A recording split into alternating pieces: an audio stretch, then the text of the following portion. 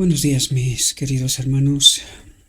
Le ruego a nuestro Dios que nos envíe su Espíritu, que nos capacite para poder entender su verdad, su realidad, su perspectiva.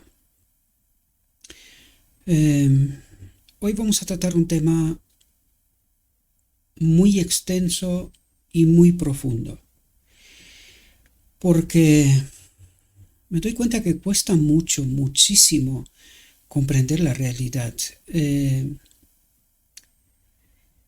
Hay una negación de profundizar, y cuando Cristo nos habla a través de lo escrito hay ciertas cosas que no queremos aceptar, porque tenemos una mejor opinión, imagen, perspectiva sobre nosotros mismos. Y no queremos profundizar en la palabra de Dios y entender hasta qué fronteras insospechadas llega el engaño, ¿verdad? Por lo tanto, hoy tenemos un tema profundo, casi en la misma línea que el anterior, dándonos una perspectiva más profunda, si cabe todavía, ¿verdad? De la perspectiva que Dios tiene, ¿verdad? Con respecto a este mundo. Y como me doy cuenta que cuesta mucho comprender la realidad, he traído unos textos de inicio para que podamos comprender el tema en toda su profundidad, ¿verdad? Ampliar, por decir de alguna manera. Bien, quiero ser honestos con vosotros desde el principio. Este es un tema largo. Si realmente os interesa la verdad, os interesa Cristo, mi ruego es: pónganse cómodos, porque vamos a tratar de entender muchas cosas. El tema es muy extenso. Si no tienes tanto interés en comprender lo que Cristo dice y no tienes tiempo necesario, entonces sáltate este tema hasta el momento que estés dispuesto a tomarte el tiempo sin límites para poder entender y escuchar lo que Cristo trata de decirnos. Yo sé que esto no es muy habitual que se diga, pero quiero que no perdáis tiempo. Sí perderéis una oportunidad, esto sí puedo decirlos. Pero si no estáis dispuestos a tomar en serio lo que Cristo dice, hagan otras cosas. Bien, dicho esto, con pena, pero tengo que decirlo, porque veo mucha gente que ve muy poco, luego abandonan, luego se quejan que no entienden, luego les explicas verdades y se niegan a aceptarlas. Por eso digo, no pierdas tiempo. Haz otras cosas. Pero si te interesa la vida eterna, te interesa lo que dice Cristo, te interesa tu salvación, te interesa la verdad, entonces ponte cómodo. Toma agua o algo para beber, porque vamos a tratar muchas cosas hoy y con bastante profundidad. Bien, dicho esto, el tema de hoy: filosofía y vano engaño. Vamos a entrar en el tema porque hay mucho tema. Como os dije desde el principio, os he traído unos textos que nos tienen que ayudar a entender el meollo de la reflexión de hoy. Por lo tanto, son textos que nos tienen que ayudar a entender lo que Dios trata de decir. Y dice lo siguiente: a veces Cristo reprochaba a sus discípulos la lentitud de su comprensión. Y esta es una de las quejas que yo constantemente, de alguna manera me identifico con Jeremías, el profeta, porque, claro, le estaba diciendo a Dios: Señor, ¿por qué me mandas estos mensajes si total no quieren escuchar?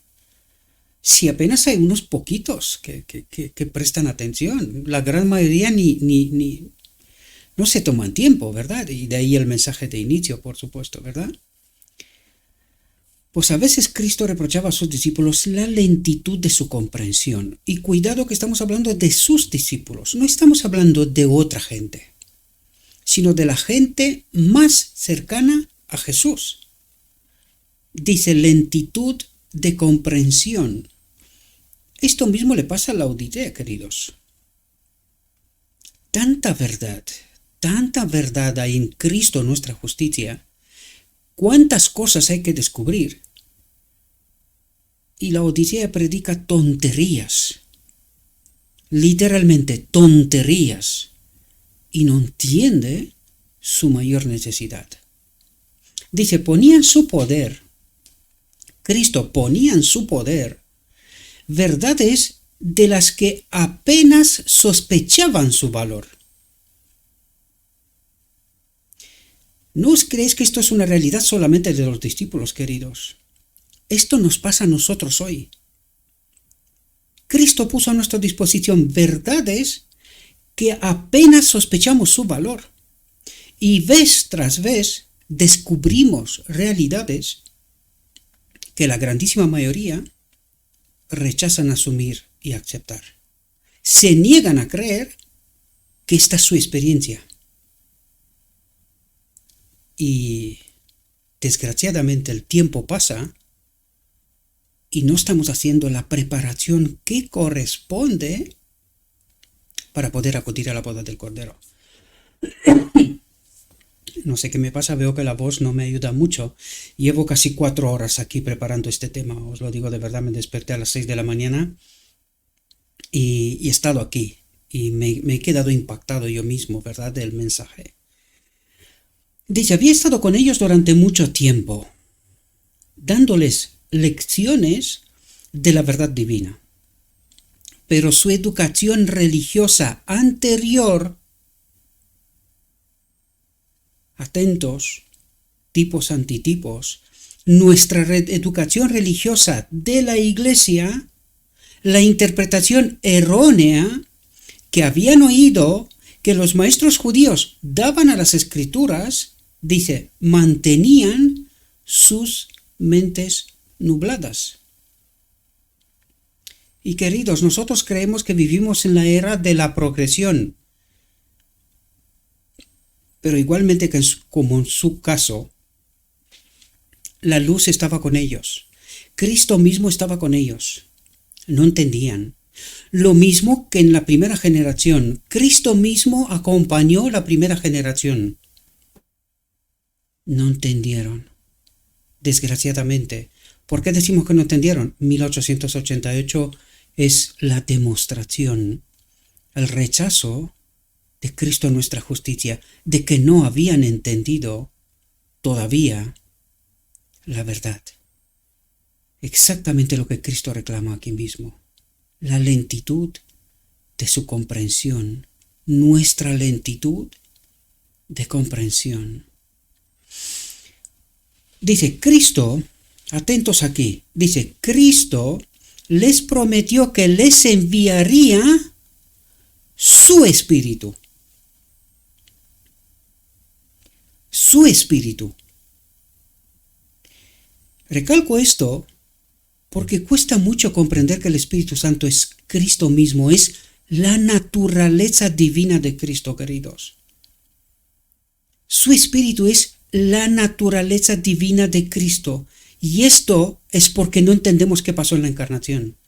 Por eso no entendemos quién es el Espíritu Santo, quién es su espíritu, quién es el Consolador.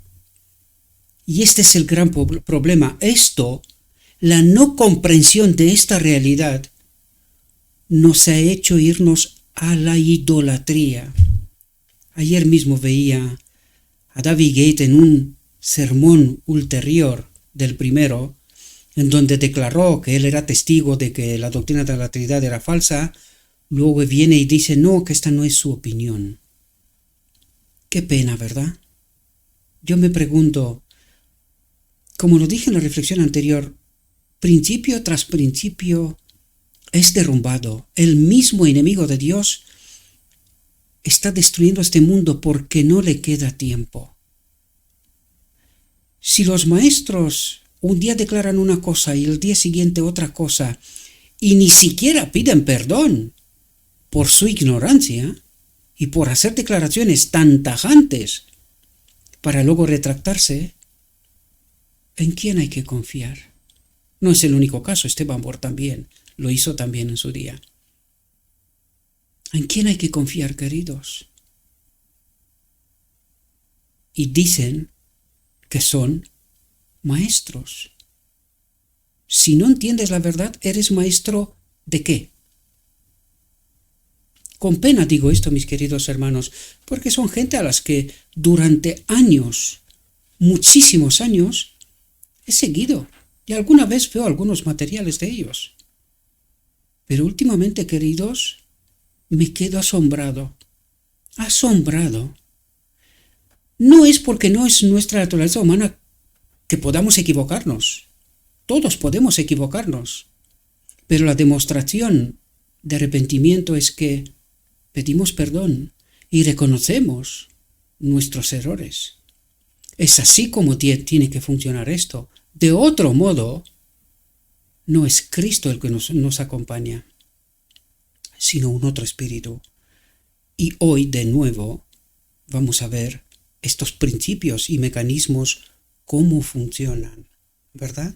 Dice, Cristo les prometió que les enviaría su espíritu, su naturaleza divina, ¿verdad? Dice que les recordaría sus palabras como verdades olvidadas, que existen, que están en la palabra de Dios, pero que no están identificadas bien, están mal interpretadas, como dice aquí, pero su educación religiosa anterior, la interpretación errónea que habían oído que los maestros judíos daban a las escrituras, mantenían sus mentes nubladas.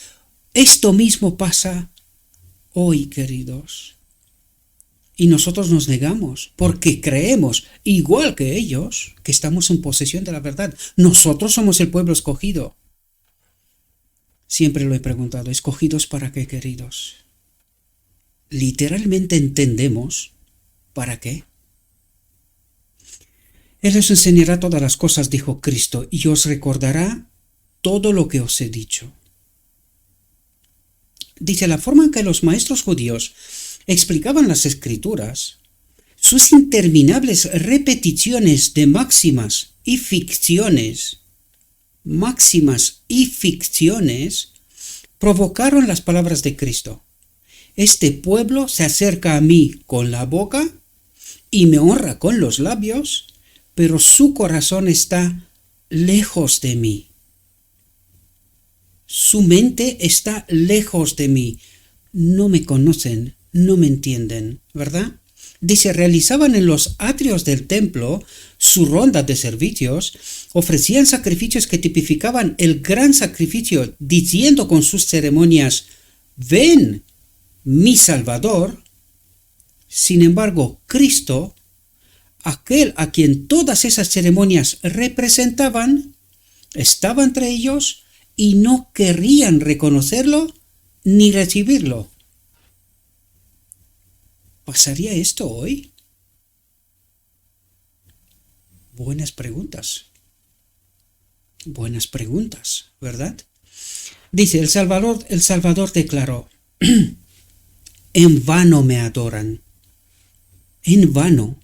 Se reúnen en las iglesias, oran, predican, hacen un montón de cosas. Pero ya vimos en la reflexión anterior, ¿qué es eso? ¿Y qué dicen de verdad Cristo aquí? En vano me adoran, enseñando como doctrinas los mandamientos de los hombres, no de Dios, ¿verdad? Dice, Cristo dice hoy a sus siervos, como dijo a sus discípulos, si alguno quiere venir en pos de mí, niéguese a sí mismo. Y cuando dice niéguese a sí mismo, no te creas en posesión de nada, no te creas que eres alguien, no confíes en tu preparación, tus títulos y tus doctorados. Niéguese a sí mismo. ¿Por qué? Justamente esto necesitamos aprender hoy, queridos. ¿Por qué? ¿Quién es el que nos hace confiar en nosotros mismos? ¿Quién nos hace creer estar en posesión de la verdad? Y no es más que un gran engaño. Si alguno quiere venir en pos de mí, niéguese a sí mismo, tome su cruz cada día y sígame, dice. Pero los hombres no son tan lentos ahora, los hombres son tan lentos ahora para aprender la lección como en los días de Cristo. Dios ha dado a su pueblo advertencia tras advertencia, pero las costumbres, los hábitos y las prácticas del mundo han tenido un poder tan grande sobre las mentes de su pueblo profeso que sus advertencias han sido desatendidas. No sabemos a quién seguimos, no sabemos a quién adoramos, no sabemos cuál es nuestra real condición. Fijaos, porque necesitamos entender quién es Cristo o Cristo Jesús con sus dos naturalezas. Y aquí vamos en un texto que lo hemos estudiado multitud de ocasiones, que se encuentra en el deseo de todas las gentes en su templo. Y fijaos lo que dice. En la purificación del templo, Jesús anunció su misión como Mesías y comenzó su obra. Aquel templo erigido para morada de la presencia divina estaba destinado a ser una lección objetiva. ¿Qué era el templo? El santuario, ¿qué era? Una lección objetiva para Israel y para el mundo, para nosotros hoy. Una lección objetiva. Ahora la pregunta que resulta de aquí, si esto es una lección objetiva, tanto para Israel como para nosotros, ¿cuál es la enseñanza? Pues nos lo explica Dios. Pero desgraciadamente ni Israel comprendió y nosotros tampoco. Dice, desde las edades eternas había sido el propósito de Dios que todo ser creado, desde el resplandeciente y santo serafín, es desde el primer ser creado hasta el último ser creado, hasta el hombre, ¿verdad? Dice, desde el santo serafín hasta el hombre, fuese un templo para que en él habitase el Creador. Y los supuestos maestros de hoy llaman a esto panteísmo, que nos creemos dioses. Esto lo he escuchado con mis propias orejas, por eso lo digo, pero lo he escuchado a otros también. Ahora la pregunta clave que se tiene que colocar aquí, o poner aquí. ¿Hemos entendido nosotros esta lección objetiva para Israel y para el mundo? ¿Cómo hemos llegado nosotros a la conclusión de que la presencia de Dios en este templo es panteísmo? ¿Y de qué nos habla el Evangelio? ¿Y qué Evangelio aprendieron los maestros para que prediquen semejante barbaridad y no comprendan el meollo de la cuestión, la enseñanza detrás de la lección objetiva? Desde las edades eternas había sido el propósito de Dios que todo ser creado, desde el resplandeciente santo serafín hasta el hombre, fuese un templo para que en él habitase el Creador. ¿Quién es el Espíritu Santo? Para que en él habitase el Creador. Pregunto, ¿el Espíritu Santo es el Creador?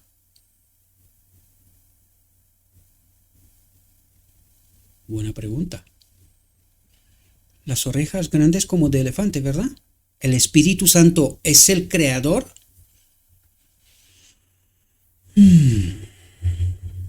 Esto es lo que hace la doctrina de la Trinidad. Nos deja sin saber contestar, mientras tenemos la verdad. ¿verdad? Dice, a causa del pecado, la humanidad había dejado de ser templo de Dios. ¿A causa de qué? Del pecado, la humanidad había dejado de ser templo de Dios. Ensombrecido y contaminado por el pecado, por la separación de Dios, el corazón del hombre, la mente, el carácter del hombre, no revelaba la gloria del ser divino. ¿Qué es la gloria que tenía Adán en Edén? El carácter, la presencia del Creador en este templo, de Cristo mismo. ¿Quién creó todas las cosas? Cristo. ¿Al mando de quién? Del gran arquitecto, el Padre. ¿Quién es el Creador? Cristo. Entonces, ¿quién es el Espíritu Santo? ¿O quién es su Espíritu? Conforme con el primer texto que leímos. ¿Y cómo encaja esto en la doctrina de la Trinidad? ¿Entiende la Odisea que está en idolatría? ¿Engañada? Dice, atentos. Dice, pero por la encarnación del Hijo de Dios. ¿Por qué por la encarnación? ¿Qué pasó en la encarnación? Por la encarnación del Hijo de Dios se cumple el propósito del cielo. ¿Qué propósito tiene el cielo? ¿Qué ocurre en el día de la expiación? El hombre es unido de nuevo a la gloria de Dios, a su Creador. Y esta es la expiación. El hombre, en la boda del Cordero, es unido de nuevo con su Creador. Pero dice, pero por la encarnación del Hijo de Dios se cumple el propósito del cielo. ¿Cómo que por la encarnación? ¿No por la cruz? Claro. Porque nosotros no entendemos qué pasó aquí. Aquí no entendemos nosotros que Cristo se despoja de su naturaleza divina y se hace hombre. Y que en este hombre, en el hombre, Cristo Jesús, es colocada la plenitud de la divinidad. ¿Cuál es la plenitud de la divinidad? Este espíritu, su naturaleza divina de la cual se despoja y se vuelve a poner en el hombre Cristo Jesús. Antes era uno igual a Dios, ahora es uno igual al hombre, en el cual habita la plenitud de la divinidad, que es el Padre en él, el Espíritu Santo, la naturaleza divina. ¿Entendemos la lección objetiva? ¿Entendemos de lo que nos está hablando Dios? ¿Quién es Cristo y quién es el Espíritu Santo? ¿Y por qué por la encarnación del Hijo de Dios se cumple el propósito del cielo? Se paga el precio por el pecado y el hombre puede ser unido de nuevo. Cuando decimos el hombre, estamos hablando Cristo. En el modelo se cumple el propósito del cielo. En el hombre, Cristo Jesús, es unido de nuevo a la divinidad. Se hace la expiación. Y por eso nos habla esto aquí. Porque nosotros no entendemos bien la profundidad de lo que Dios trata de decirnos. Y un otro, desde el trono del lugar santo, nos ha desviado, nos ha engañado, nos ha dirigido la atención en otras partes, enseñándonos apostasía, ¿verdad? Pero por la encarnación del Hijo de Dios se cumple el propósito del cielo. Atentos, Dios mora en la humanidad. ¿Quién es Cristo? ¿Quién era el templo, el santuario? ¿A quién representaba el santuario? A Cristo en primer lugar. ¿Y por qué el hombre estaba invitado a entrar en el santuario? En Cristo somos purificados y en el día de la expiación unidos con el Padre. Dios mora en Cristo. y mediante la gracia salvadora. ¿Qué es la gracia salvadora? Pues nos lo ha contado antes, pero por la encarnación del Hijo de Dios, que se despoja de sí mismo, esta es la gracia salvadora, el sacrificio para la expiación. ¿Comprendemos? Dice, y mediante la gracia salvadora, el corazón del hombre, la mente del hombre, el carácter del hombre, vuelve a ser su templo. Que esto es lo que viene a enseñarnos el lugar santísimo, el arca del pacto, que está aquí. ¿Qué nos dice los textos que leímos hace 2 reflexiones? Escribiré la ley en tu mente, ¿verdad? Pues de esto nos habla. Pregunto, ¿ha entendido la Laodicea la lección objetiva? Sí. Dice, pero los judíos no habían comprendido el significado del edificio que consideraban con tanto orgullo. No se entregaban a sí mismos como santuarios del Espíritu Divino. Del Espíritu Divino. ¿Cuál es el Espíritu Divino? Dios mora en la humanidad. Dios mora en el modelo, en Cristo. El Padre habita en Cristo, el Espíritu Divino. ¿Quién es el Espíritu Santo? ¿Entendemos la profundidad de este mensaje, queridos? El texto es mucho más amplio, tenéis la referencia, os invito a que vayáis a estudiar a continuación. Nos explica lo que hace Cristo en el día de la expiación y cómo culmina su obra. Otro texto específico para la Odisea. Fijaos lo que nos dice. La vida eterna solo se obtiene comiendo la carne y bebiendo la sangre del Hijo de Dios. Cuando los fariseos escucharon esta revelación, enloquecieron. Lo querían matar. ¿Quién puede escuchar semejante barbaridad?, decían ellos. ¿Y qué dice la Odisea? ¿Comprende la profundidad de este texto, de este mensaje? Dice, la vida eterna solo se obtiene comiendo la carne. ¿Qué es la carne de Cristo? ¿Sabéis? Aquí nos habla en realidad de los 2 símbolos que tienen los gentiles. La Santa Cena, el pan y el mosto. Pero la pregunta clave es, ¿entiende la Odisea el símbolo? ¿O le pasa igual que a los judíos con el santuario? Recuerden que leímos antes, ¿verdad? Dice, pero los judíos no habían comprendido el significado del edificio, del santuario, del templo, que consideraban con tanto orgullo. Pregunto, ¿la Odisea entiende los símbolos entregados a sí mismo? ¿A ella? ¿No entiende? ¿Qué es la carne de Cristo? Es la verdad, es el Evangelio, queridos. Esto es la carne de Cristo, es el Evangelio. ¿Y qué es la sangre?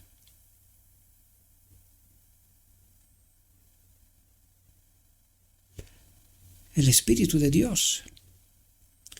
La palabra y el Espíritu son los 2 símbolos entregados a los gentiles, sobre todo a la Odisea. ¿Entiende sus símbolos? ¿Entiende la necesidad de comer la palabra y beber el Espíritu? ¿Entiende bien los símbolos? Dice, Cristo declaró, de cierto os digo, el que cree en mí. Esto parece una pregunta obvia, ¿no?, que se contesta solita. Vais a ver que no. No por nada os he traído estos textos. El que cree en mí tiene vida eterna. Yo soy el pan vivo que he descendido del cielo. Si alguno comiera de este pan, vivirá para siempre, dice. Si alguno come de la verdad, comprende la verdad, se santifica en la verdad, se purifica de toda falsa doctrina a través de la verdad, ¿verdad? Dice, vivirá para siempre. Y el pan que yo daré es mi carne, la cual yo daré por la vida del mundo, dice. Yo daré por la vida del mundo. Dice, el que come mi carne y bebe mi sangre, tiene vida eterna. El que tiene la verdad, el que se ha santificado en la verdad, el que se ha purificado de toda falsa doctrina y se ha nutrido, se ha llenado del Espíritu, recuerden la preparación para la boda del Cordero, la ropa blanca, el carácter, ¿verdad? Pero esto no antes de entender la verdad, no antes de hacer una elección, ¿verdad? Dice, el que come mi carne y bebe mi sangre tiene vida eterna, y yo le resucitaré en el día postrero. Porque mi carne es verdadera comida y mi sangre es verdadera bebida. El que come mi carne y bebe mi sangre, dice, en mí permanece y yo en él. Somos una con Cristo. Y cuando somos una con Cristo, ¿qué es lo que hace Él en el día de la expiación? Nos purifica y nos presenta, nos une con el Padre, ¿verdad? Dice, el Espíritu, la sangre, el Espíritu es el que da vida. La carne, nuestra carne, nada aprovecha.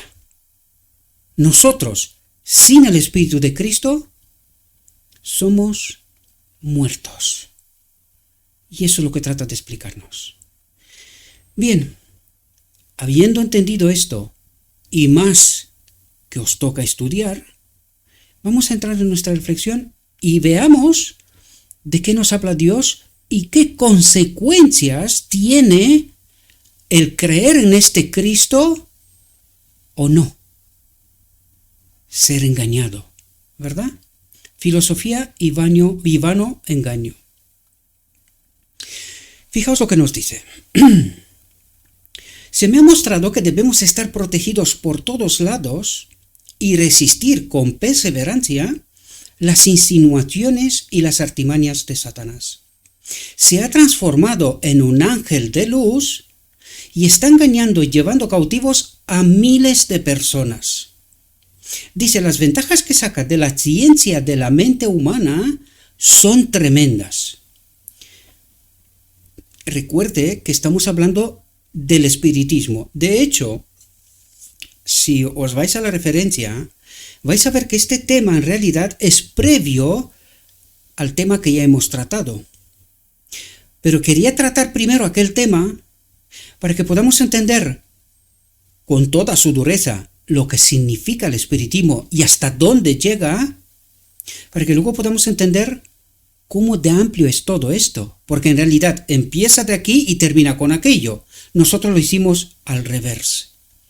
Y ahora entendemos cómo de amplio es ese tema del espiritismo y qué implicaciones tiene para nosotros, ¿verdad? Dice, las ventajas que saca de la ciencia de la mente humana son tremendas. Aquí, como una serpiente, quiero que estéis atentos y espero que sabéis que el símbolo de la serpiente, ¿quién es? ¿Verdad? Dice, aquí como una serpiente se arrastra imperceptiblemente para corromper la obra de Dios. Es decir, Dios obra, pero alguien se mete por medio y la pervierte, la corrompe. Y espero que estéis atentos a todo lo que os estoy contando porque llegará un momento donde necesitamos entender, por fin os explicaré lo de Moisés y su vara, ese patrón en donde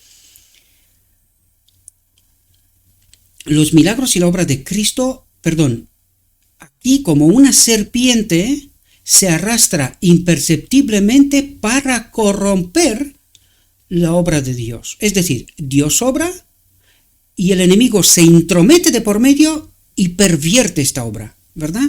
Le da otro sentido. Dice, los milagros y las obras de Cristo los convierte en humanos. Los milagros y las obras de Cristo los convierte en humanos, dice. Si Satanás hiciera un ataque abierto y audaz contra el cristianismo, llevaría al cristiano en angustia y agonía a los pies de su Redentor. Y el fuerte y poderoso libertador espantaría al audaz adversario.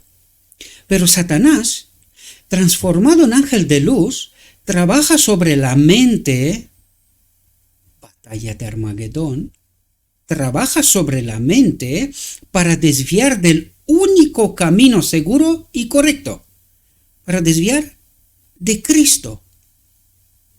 Recuerden los textos que hemos leído y no se olviden, porque este tema va de Cristo, queridos, pero del Espíritu sobre todo.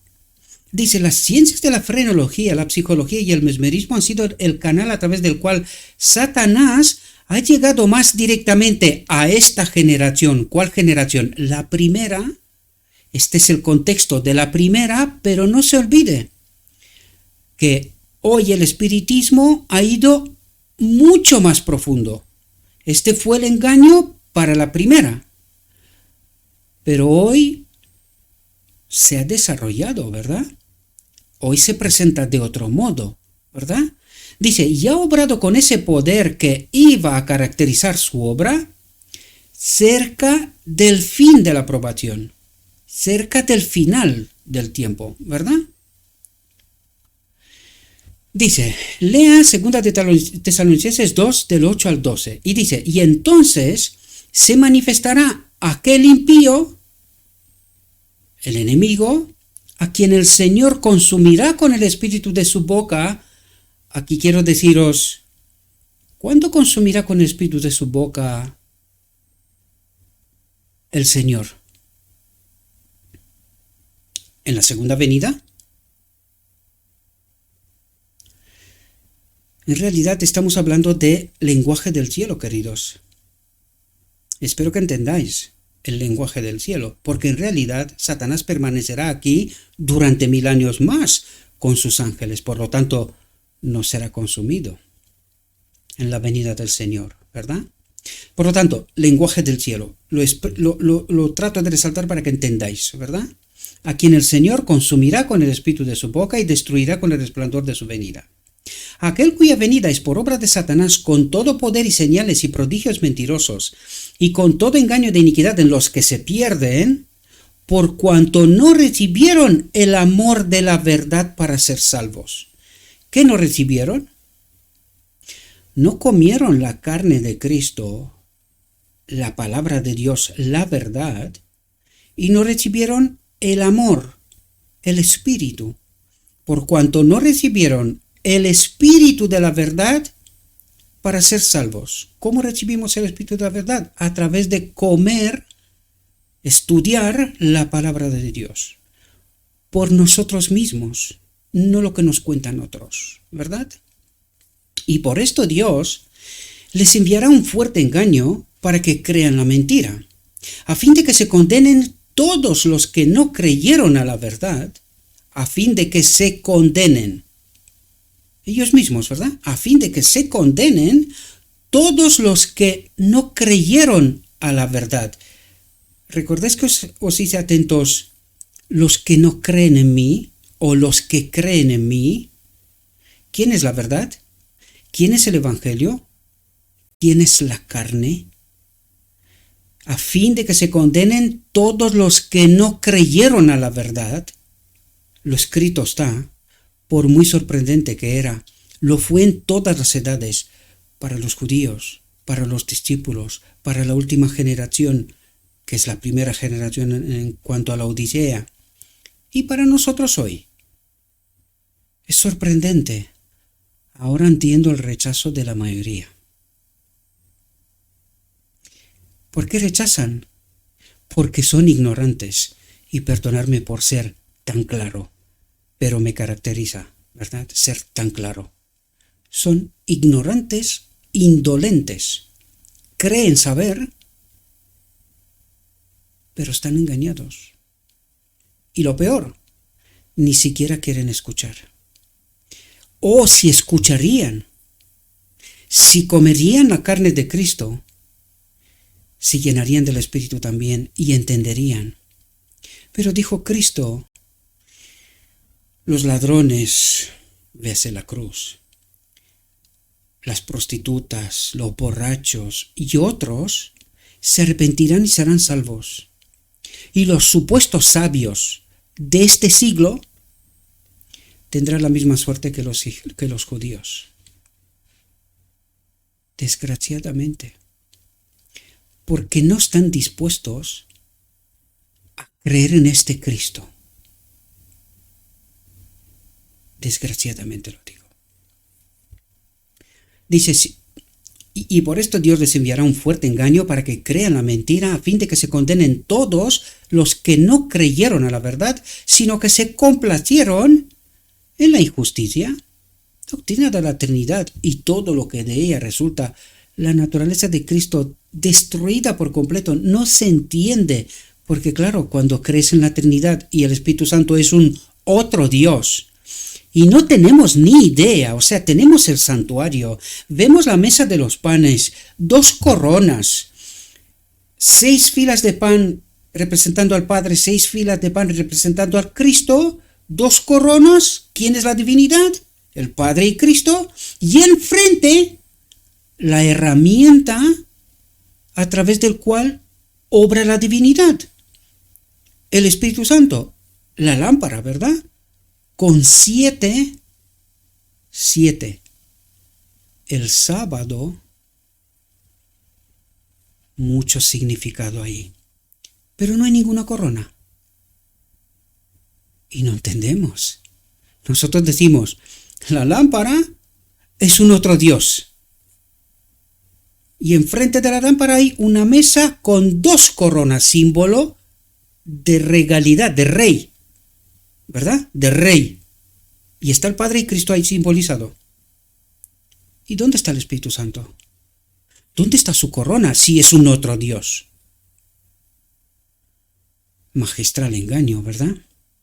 Alguien se está suplantando, ¿verdad? Trata de engañarnos. Dice, ¿lo leímos?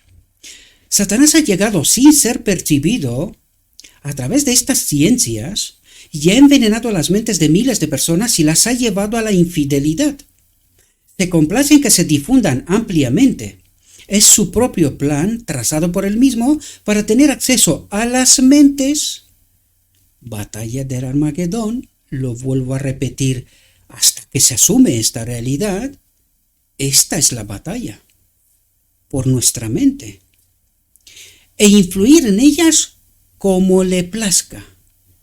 Dice, y mientras se cree que una mente humana afecta tan maravillosamente a otra,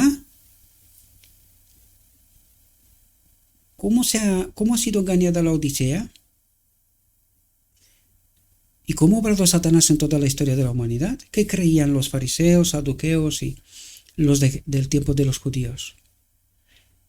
Los maestros, que están en posesión de la verdad. ¿Qué les dijo Cristo? Vuestro padre es Satanás. ¿Qué nos contó de la Odisea? ¿Qué nos dice el Carmel? Que es la representación de la Odisea del tiempo final. ¿Qué nos cuenta Carmel? ¿Cómo obra el enemigo? Y dice, y mientras se cree, ¿qué es lo que cree la iglesia? No toquéis a los maestros. No toquéis a los maestros. Y la iglesia. Esto me recuerda a 1888, ¿verdad? ¿Dónde está nuestra fe depositada?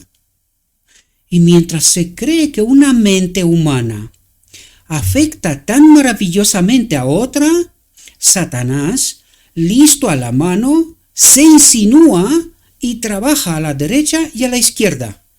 Cuidado, derecha e izquierda. ¿Cómo son las elecciones? Cuando se elige a la derecha, cuando se elige a la izquierda. ¿Y quién las maneja? Interesante pensamiento, ¿verdad? O realidad, mejor dicho. Dice, y mientras los que se dedican a estas ciencias las alaban hasta el cielo. Perdona, que ahora me da el espíritu. La derecha y la izquierda también están en la iglesia. A la liberal, a la conservadora. ¿verdad? También está en la iglesia. Y dice, Satanás listo a la mano se insinúa y trabaja a la derecha y a la izquierda. O sea, nos engaña a todos. ¿Y entendemos esto?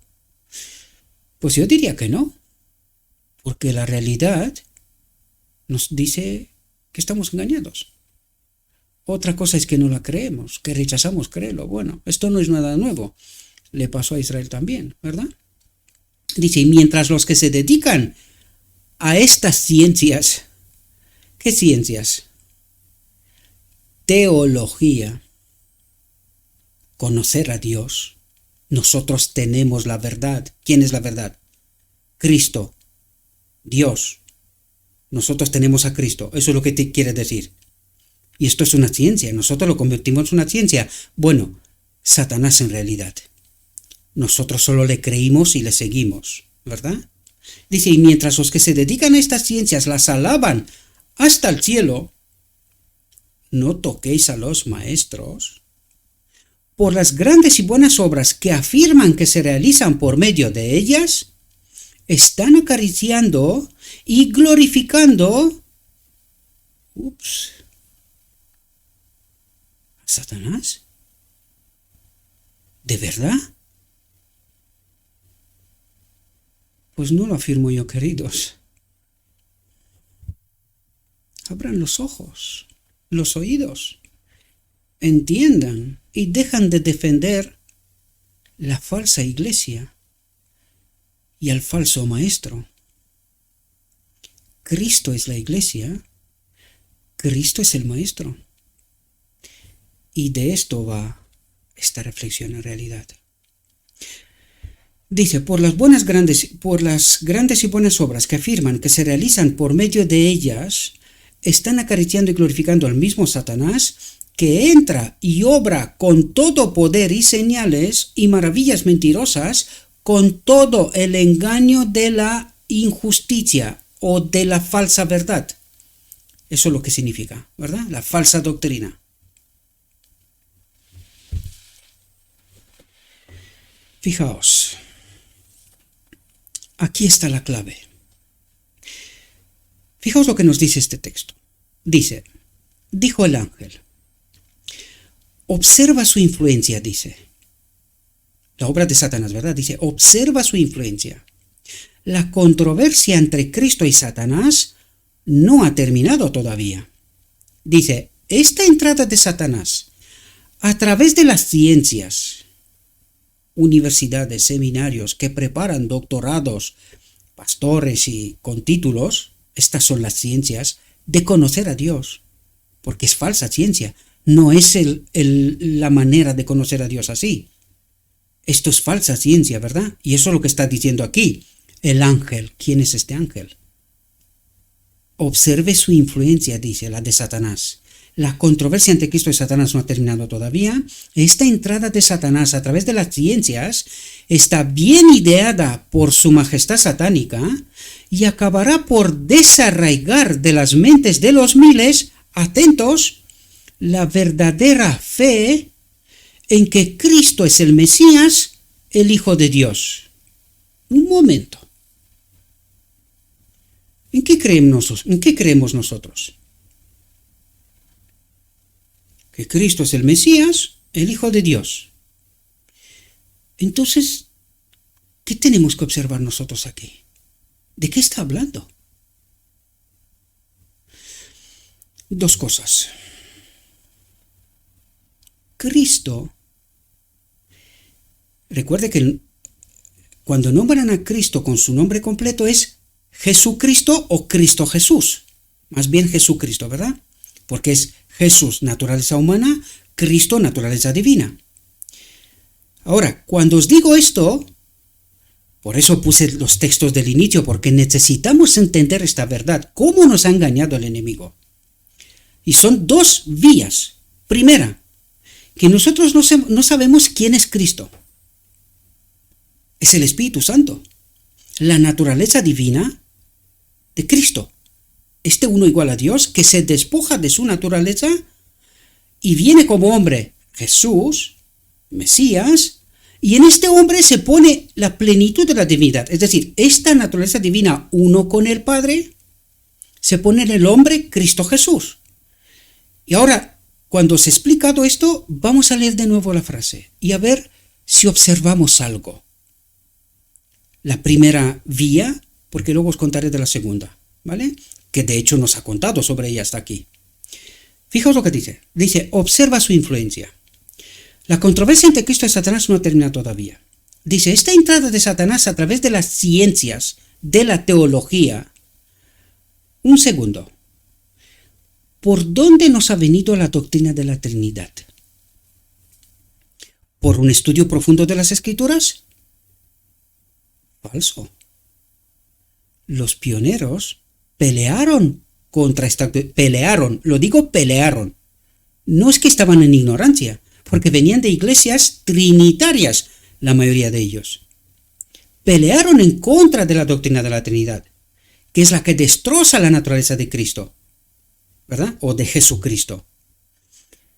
Por lo tanto, aquí dice, esta entrada de Satanás a través de las ciencias, a través de las escuelas, de la ciencia llamada teología, ¿verdad? Está bien ideada por su majestad satánica. ¿Quién ha inventado esto? Nosotros olvidamos en qué mundo vivimos y quién dirige aquí las cosas, ¿verdad? Está bien ideada por su majestad satánica. ¿De dónde vino la doctrina de la Trinidad? De Roma. Y dice, esta es la doctrina de cabecera, es decir, de esta resulta toda su teología. Vino de Babilonia. Bien, si nuestros pioneros pelearon contra esta doctrina, ¿cómo que hemos llegado nosotros hoy a defender a muerte, nunca mejor dicho, esta doctrina, este vino de Babilonia? Dice, está bien ideada, esta ciencia está bien ideada por su majestad satánica, dice, y acabará por desarraigar.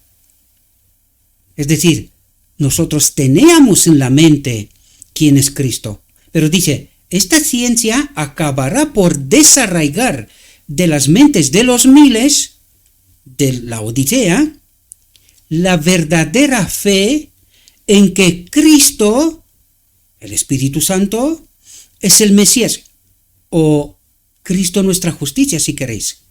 Cristo nuestra justicia es el Espíritu de Cristo, el Espíritu Santo, en este templo. Es lo que rechazaron en 1888, ¿verdad?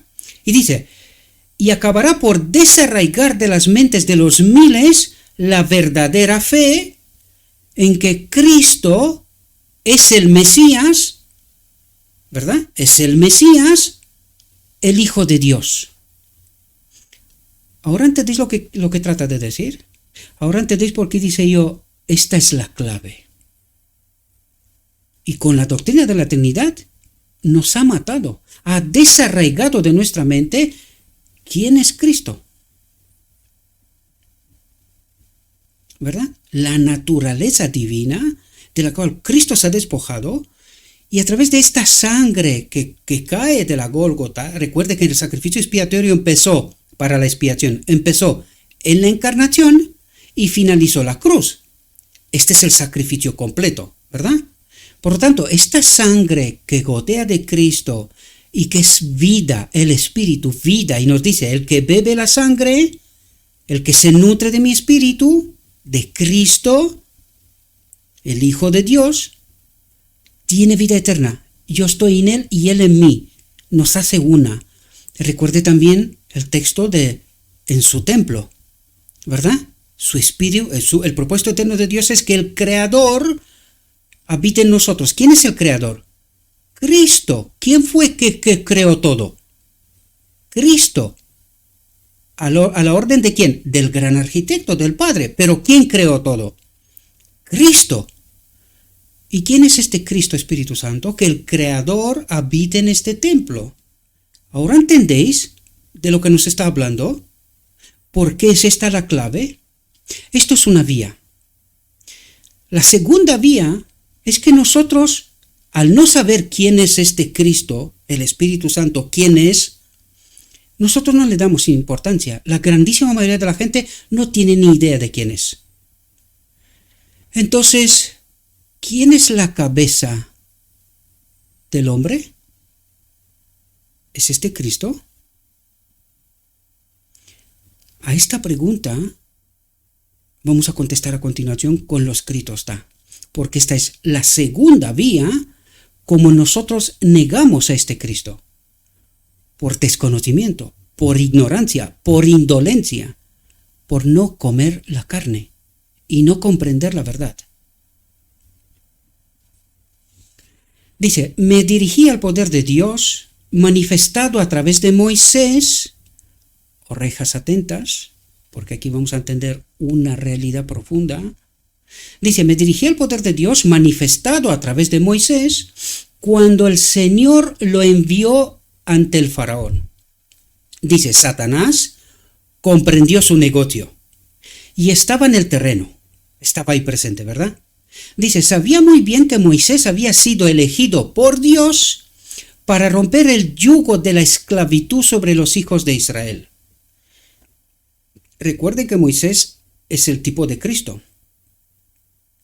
No se olvide esto, ¿verdad? Dice, atentos que dice aquí, y dice que en su obra prefiguraba el primer advenimiento de Cristo para romper el poder de Satanás sobre la familia humana. ¿Qué vino Cristo a hacer? Romper el poder de Satanás sobre la familia humana. ¿Y cómo hizo esto? Si la encarnación, Él paga el precio por el pecado, ¿dónde se rompe el poder de Satanás? Primero en el desierto de la tentación, donde Cristo hace la demostración de que el hombre puede obedecer la ley y vence a Satanás en el desierto de la tentación. ¿Pero qué ocurre en la cruz? En el primer advenimiento de Cristo rompe el poder de Satanás sobre la familia humana, le quita el dominio. Ahora, parémonos un segundo aquí. Si Cristo en la cruz no hubiese quitado el dominio de Satanás, ¿hubiese servido de algo el sacrificio de la encarnación? Es decir, el precio por el pecado estaba roto, estaba pagado, pero no quitado el dominio de Satanás. ¿Servía para algo este sacrificio? ¿Os dais cuenta que no? ¿Por qué es tan importante la cruz? Porque en la cruz Cristo vence a Satanás, le quita el dominio. ¿Esto qué quiere decir? Que esta sangre que cae de la cruz y que representa la vida, el espíritu, que es lo que nos contó en los versículos, el que come la carne y bebe la sangre, ¿verdad? El espíritu. Es decir, cuando le rompe el dominio, el poder de Satanás, Cristo tiene derecho de enviar su espíritu. Por eso vemos que Él envía su espíritu en Pentecostés. Él se gana este derecho de enviar su espíritu a todos aquellos que se preparan. ¿Recuerdan lo que ocurre en el aposento alto? Se preparan y esperan la lluvia temprana, la venida del espíritu, de manera, ¿cómo digo yo? Como un anticipo. ¿Vale? No en plenitud, sino fue un anticipo, lo mismo como es la lluvia tardía, es un anticipo, la plenitud la recibiremos en la boda del Cordero, ¿verdad? Por lo tanto, ¿qué es lo que hace Cristo en la cruz? Se gana el derecho de enviar el Consolador, a sí mismo, pero en espíritu, la naturaleza divina, ¿verdad? Por lo tanto, fijaos lo que dice aquí, y que en su obra prefiguraba el primer advenimiento de Cristo para romper el poder de Satanás sobre la familia humana y liberar a los que habían sido hechos cautivos por su poder. Dice, Satanás sabía que cuando Cristo apareciera, se realizarían por él obras y milagros poderosos para que el mundo supiera que el Padre lo había enviado, que el Padre está haciendo una demostración a través del modelo de Cristo Jesús, de cómo se vence el pecado, cómo somos unidos a la naturaleza divina, ¿verdad? Dice, temía por su poder, consultó con sus ángeles para realizar una obra que respondiera a un doble propósito, una obra que respondiera a un doble propósito. destruir la influencia de la obra realizada por Dios por medio de su siervo Moisés, atentos, dice, obrando por medio de sus agentes y falsificando así la verdadera obra de Dios, obrando por medio de sus agentes y falsificando así la verdadera obra de Dios. Por lo tanto, eso quiere decir que nosotros entendemos una cosa, vemos algo, entendemos una cosa, pero que lo que nosotros entendemos es la falsificación de la verdadera obra de Dios. La verdadera obra de Dios es otra. Eso es lo que quiere decir, ¿verdad? Dice 2. La influencia de su obra a través de los magos llegaría a través de todas las edades.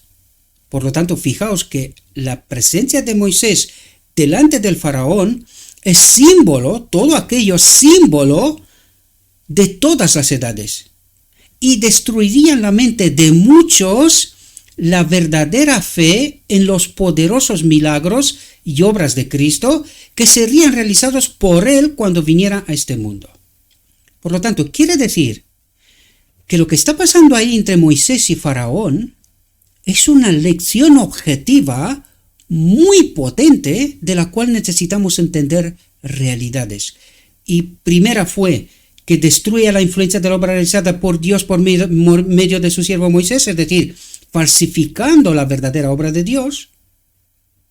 Y 2, la influencia de su obra a través de los magos llegaría a través de todas las edades y destruiría la mente de muchos la verdadera fe en los poderosos milagros y obras de Cristo que serían realizados por él cuando viniera a este mundo. Es decir, pervierte para que lo que Cristo hace con sus milagros pueda decir, no, esto también lo puede hacer Satanás, ¿verdad?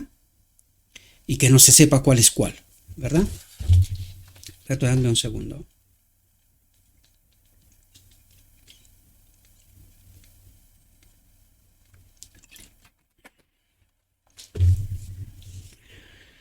Dice, sabía que su reino sufriría, pues el poder que ejercía sobre la humanidad quedaría sometido a Cristo. Por lo tanto, tenía que hacer lo que fuera para que nosotros no entendamos la obra de Cristo, ¿verdad? Dice, no fue ninguna influencia o poder humano que Moisés poseyera. No había ningún poder en Moisés, en él mismo, ¿verdad? Sino, dice, que obraran las mentes lo que produjo esos milagros ante el faraón. Dice, fue el poder de Dios. Estas señales y prodigios fueron realizados por medio de Moisés para convencer al faraón de que el gran yo soy lo envió a ordenar al faraón que dejara ir a Israel para que le sirviera. Dice, y estar atentos aquí, dice, el faraón llamó a los magos para que trabajaran con sus encantamientos. También mostraron señales y prodigios, pues Satanás acudió en su ayuda del faraón, realizando milagros a través de los magos, engaños, encantamientos, ¿verdad? Dice, para obrar a través de ellos. Dice, sin embargo, incluso aquí, la obra de Dios se mostró superior al poder de Satanás, pues los magos no pudieron realizar todos esos milagros que Dios realizó a través de Moisés. Solo pudieron hacer algunos de ellos. Dice, las varas de los magos se convirtieron en serpientes. Pero fijaos qué ocurre aquí. Dice, pero la vara de Aarón se tragó las suyas. Aquí necesitamos entender una realidad. ¿Qué nos dijo Satanás antes? Que él haría que la obra de Dios sea pervertida y que sea en realidad su obra, pero que parezca que es la obra de Dios. Bien. Ahora, ¿qué necesitamos entender aquí? Porque aquí hay un patrón potente. La vara de Aarón en las manos de Moisés representa, recuerden, el arca del pacto, ¿verdad? La vara de Aarón estaba ahí también. Y la maná, ¿no? Por lo tanto, ¿qué es la vara de Aarón? Nosotros dijimos que es el Espíritu Santo. La maná, la carne, alimento, es Cristo, ¿verdad? Y la vara es el Espíritu Santo. La vara que es vara seca, pero que florece. O sea, de repente tiene vida en ella, ¿verdad? Florece, estando seca, ¿no? Nos relata el relato bíblico, ¿verdad? Por lo tanto, la vara de Aarón en manos de Moisés es guía siempre y cuando el pueblo se somete, ¿verdad? Pero ¿y cuando no se somete? Cuando el pueblo no se somete, ¿qué ocurre? Allí es la lección. La serpiente es símbolo ¿de quién? Del enemigo. Bien, recuerden, cuando los magos con sus varas las tiran y se convierten en serpientes, dice, pues Satanás acudió en su ayuda para obrar a través de ellos. Es decir, las varas de los magos se convierten en serpientes. Pero ¿qué es lo que hace Moisés? Debido a la desobediencia, es decir, Moisés viene y le pide al faraón que se someta, ¿y qué es lo que hace el faraón? Rebelde, no se quiere someter. Entonces los magos, en esta rebeldía, tratan de demostrar que ellos sirven a Dios y que el Dios de Moisés pues no es lo que dice ser, ¿verdad? ¿Qué es lo que hace Aarón con esta guía que debería de ser guía para el hombre, para el pueblo de Dios, ¿verdad? Pero cuando el pueblo no se somete, ¿qué ocurre? Moisés suelta la vara y se convierte ¿en qué? En serpiente. ¿Y qué hace la serpiente? Se come las otras serpientes. ¿Esta no es una falsificación de la obra de Dios? ¿Qué entendimos nosotros? Que Dios convirtió su vara en una serpiente y se comió las otras serpientes. Es decir, Dios mata. No sé si entendéis la lección profunda, ¿verdad? Por lo tanto, la vara de Aarón, mientras nos sometemos a Dios, actúa como guía. Pero cuando estamos en rebeldía, ¿qué hace Dios? Se retira y esa vara caída al suelo se convierte en Satanás. Él es la guía de los magos, no es él el que obra a través de los magos. ¿Y qué hace? Un engaño, ¿verdad? Parece que es Dios el que come las serpientes de los magos, pero en realidad ¿quién es? ¿Quién destruye a los malos? ¿Quién nos persigue en todo momento? De hecho lo dirá la misma lección, la misma reflexión, ¿verdad? Pero quiero que entendáis este patrón, queridos, y que nosotros lo entendimos al revés. Es justamente como quería Satanás que lo entendamos, ¿verdad? Ahora entendemos que cuando Dios deja de protegernos porque nosotros nos rebelamos contra Él, ¿quién actúa? La vara caída, es decir, símbolo de que no nos sometemos a su guía, ¿y quién toma el control? El enemigo, la serpiente. ¿Ahora entendéis? Un principio desde el principio del Evangelio, pero que nosotros no lo entendimos bien, y por eso los judíos decían, Dios es el que mata, y nosotros también nos tragamos este engaño, ¿verdad? Dice, pues los magos no pudieron realizar todos esos milagros que Dios realizó a través de Moisés, solo pudieron hacer algunos de ellos. Ahora veremos cuál no pudieron ellos. Las varas de los magos se convirtieron en serpientes, pero la vara de Aarón se tragó las suyas. La vara de Aarón, pero esta serpiente ¿a quién representaba en este momento? Al enemigo, ¿verdad? Es decir, Dios se retira y nos deja en nuestra rebeldía y el enemigo hace de lo suyo y nos hace creer otra cosa, ¿verdad? Dice, después de que los magos trataron de producir los piojos y no pudieron, ¿por qué no pudieron? Porque Satanás no puede dar vida. Satanás no puede crear y dar vida, ¿verdad? Por lo tanto, después de que los magos trataron de producir los piojos y no pudieron, entonces fueron obligados por el poder de Dios a reconocer incluso al faraón diciendo, este es el dedo de Dios. ¿Por qué? Porque vida no pudieron reproducir. ¿Comprendéis? Dice, Satanás obró por medio de los magos de una manera calculada para endurecer el corazón del tirano faraón contra las manifestaciones milagrosas del poder de Dios. ¿Entendéis las obras falsificadas? Lo que nos dijo antes. Dice, Satanás pensaba hacer tambalear la fe de Moisés y Aarón en el origen divino de su misión. Y entonces sus instrumentos, los magos, prevalecerían. Satanás no quería que el pueblo de Israel fuera liberado de la servidumbre egipcia. para que pudiera servir a Dios. Los magos no lograron producir el milagro de los piojos y ya no pudieron imitar a Moisés y Aarón. Dios no permitió que Satanás siguiera adelante. Por lo tanto, ¿permitió Dios que esta vara de Aarón se convirtiera en serpiente y que se coma las otras serpientes? Pues sí, Dios lo permitió. ¿Cuándo dejó de permitirle? Cuando no pudo reproducir vida. Ahí ya se reveló claramente quién es quién. ¿Comprendéis? Dice, y los magos no pudieron salvarse de las plagas. Ellos mismos fueron afectados por las mismas plagas, ¿verdad? Y los magos no pudieron estar delante de Moisés a causa de los furúnculos, porque el furúnculo estaba sobre los magos y sobre todos los egipcios. Es decir, hasta aquí pudieron engañar, a partir de aquí ya no, ya se reveló quién es quién. Dice, el poder controlador de Dios cortó aquí el canal a través del cual actuaba Satanás. Es decir, lo dejó engañar hasta aquí, pero a partir de aquí ya no. Dice, e hizo que incluso aquellos a través de los cuales Satanás actuaba tan maravillosamente sintieran su ira.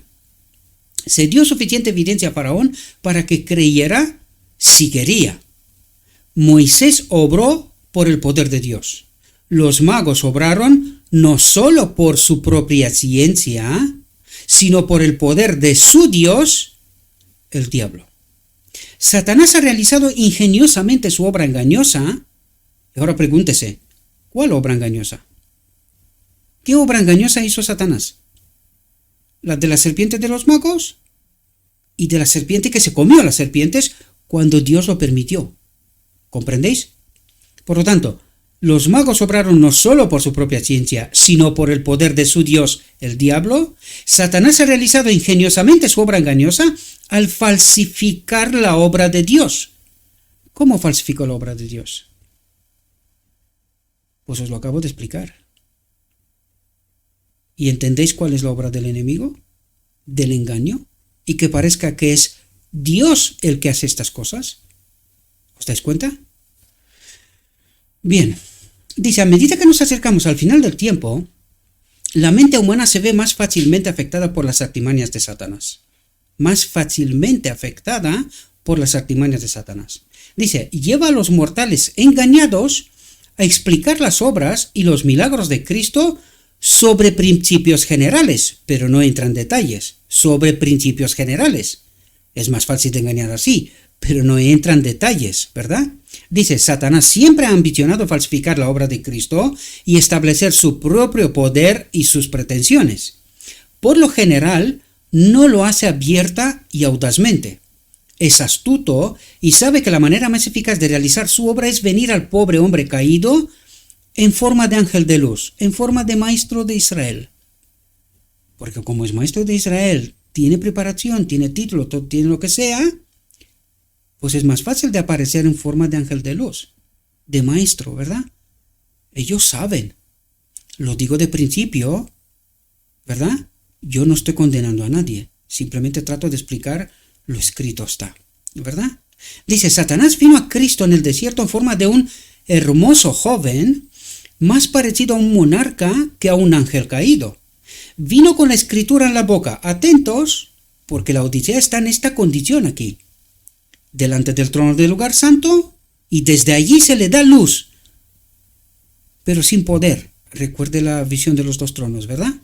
Dice, vino con la escritura en la boca. Dijo, está escrito.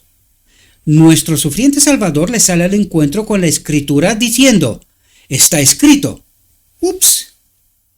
¿Y qué nos contaba la visión de los dos tronos? ¿Dónde estaba el pueblo de Dios? Uno detrás de otro, delante del trono del lugar santo, y decía, Padre, danos tu espíritu. ¿Y qué espíritu recibían? Está escrito bien en los dos, ¿verdad? Pero ahora hay que reconocer quién es el verdadero Dios. Doctrina de la Trinidad, Señor, ¿quién es el Espíritu Santo? ¿Entendéis cuánta profundidad tiene todo esto? Ahora podéis entender la reflexión anterior que, tanto rechazo despertó, y no me refiero al pequeño grupo que es fiel al ministerio, sino porque se dejó de compartir. Todos los vídeos anteriores llegaron casi a 300 visualizaciones. Aquel apenas llegó a 50. Es decir, lo vieron los fieles y poco más. ¿Por qué? Porque no se lo creyeron. Pero ¿entendéis de lo que nos está hablando Dios aquí?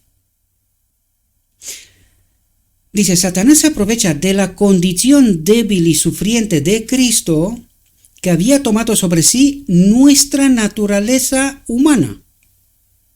¿Comprendéis?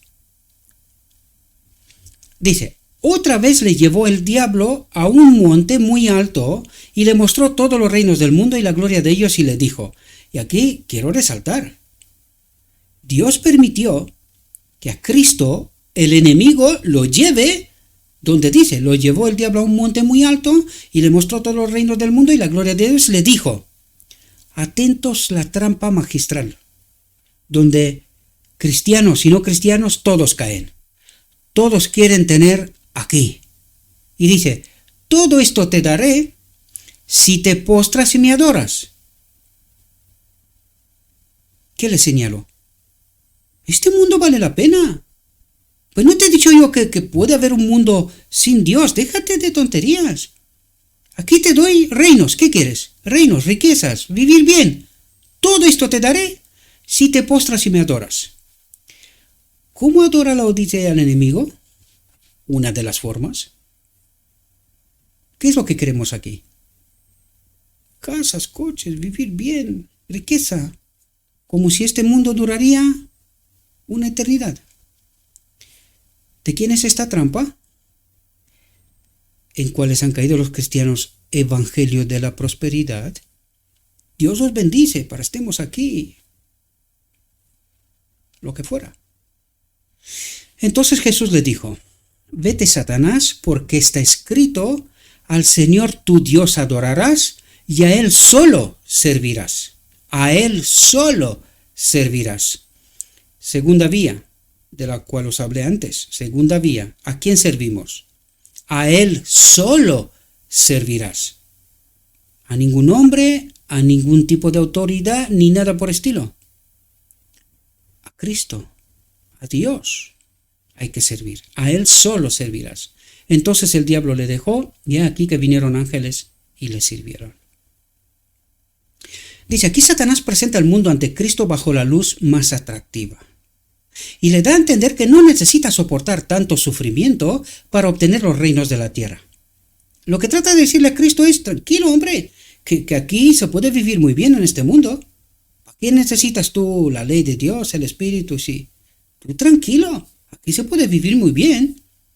Esta es la alternativa de la cual yo te hablé. Que no me quieres creer, ¿verdad? Que es posible. Esto es lo que trata de hacer el enemigo aquí. Y dice, le cederá todas sus pretensiones si solo lo adora. Si le adora a él, ¿qué es lo que quería ella en el cielo? Ser igual a Dios, que le adoren, ¿verdad? Como si no le adorara ni a los ángeles, ¿verdad? O sea, le respetara, mejor dicho, porque era el primer ser creado, ¿verdad? El comandante del cielo, por decirlo de alguna manera, ¿no? De las huestes angelicales. Le cederá todas sus pretensiones si solo lo adora. Si solo lo adora y ya se ha separado de Dios, aquí se quedaría. La insatisfacción de Satanás comenzó en el cielo porque no podía ser el primero y el más alto en el mando, igual a Dios, exaltado por encima de Cristo. Se rebeló y perdió su posición, y él y los que simpatizaban con él fueron expulsados del cielo. En el desierto esperó obtener ventajas a través de la condición débil y sufriente de Cristo y obtener de él ese homenaje que no podía obtener en el cielo. Jesús, el hombre, incluso en su estado de debilidad y agotamiento, no cedió ni un momento a la tentación de Satanás, sino que mostró su superioridad y ejerció su autoridad ordenando a Satanás, vete de aquí, o sea, apártate de mí. Satanás fue desconcertado, y entonces estudió cómo podía llevar a cabo su propósito y recibir el honor de la raza humana que le fue negado en el cielo. Y por Jesús en la tierra, el hombre, ¿verdad?